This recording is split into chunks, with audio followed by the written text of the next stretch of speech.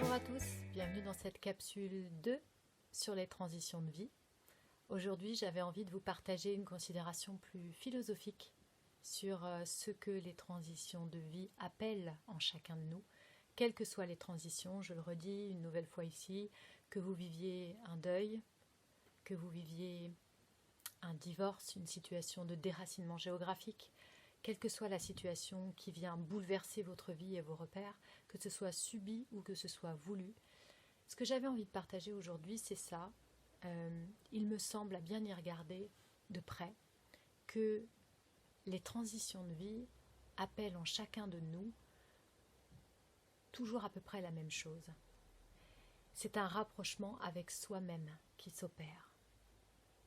Ce qui est intéressant, c'est que la plupart des mouvements que nous allons qualifier de transition de vie impliquent les autres, d'autres personnes. Il s'agit rarement d'une transition qui n'implique que soi-même. Et quand bien même la transition serait uniquement une transition de soi envers soi, je pense par exemple à une personne que je suis sur Facebook qui, depuis de longues années, vit célibataire après avoir été mariée et qui aujourd'hui fait une transition pour vivre en roulotte ou en véhicule mobile, tracté par des chevaux.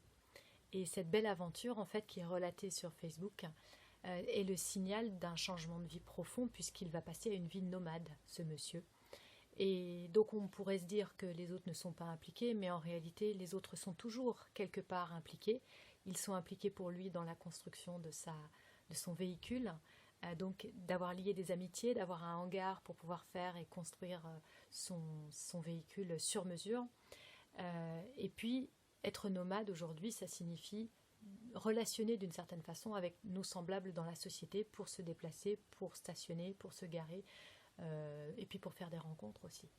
Donc finalement, c'est toujours en lien avec les autres que s'invitent les transitions de vie.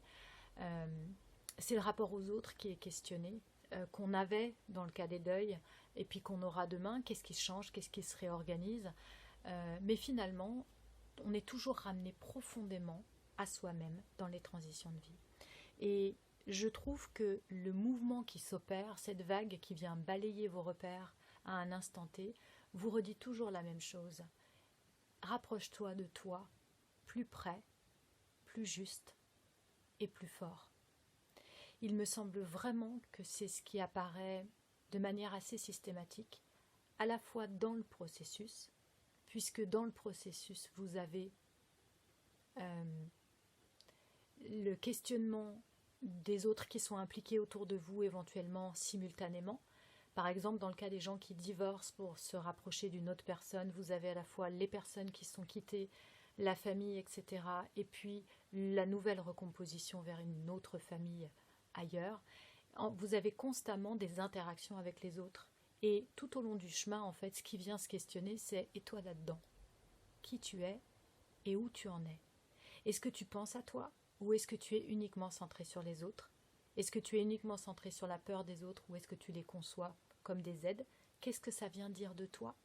Est-ce que tu peux te tenir à l'endroit en toi-même où tu te sens juste, même si tu as des tas de sensations intérieures contradictoires, de la culpabilité, des mouvements de peur, des mouvements de blessures qui remontent, etc. Est-ce que tu parviens à rester proche de ce qui est ta justesse à toi, de ce qui est ta vérité à toi et de ce qui est ton authenticité à toi dans l'instant ? Cela est constamment questionné dans un processus de transition de vie. Toujours, on revient encore et encore à ça.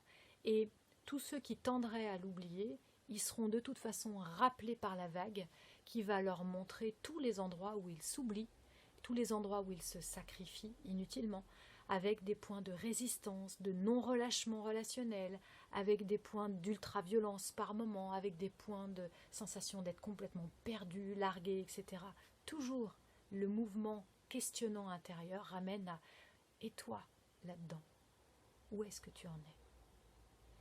Je trouve que ça, pour moi, c'est le témoignage d'une profonde justesse de la vie qui, tant dans le processus qu'à la fin du processus, nous amène à muter d'un état A à un état B, qui souvent n'est pas tellement un état de changement où l'on acquiert plus de choses, mais bien plus un état de dépouillement de tout ce qui n'était pas nous-mêmes, où on relâche tous nos principes, tout ce qu'on croyait devoir absolument tenir et puis qui se casse la gueule parce qu'on n'a plus la force.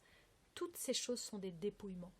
C'est un relâchement, un abandon des lignes qui fait que apparaît beaucoup plus profondément notre justesse d'être, qui en réalité est éminemment simple quand elle est dépouillée de tout ce qui l'encombre. Voilà pour le second partage sur les transitions de vie. Prenez soin de vous si tel est votre cas et à bientôt pour d'autres partages. Salut, salut!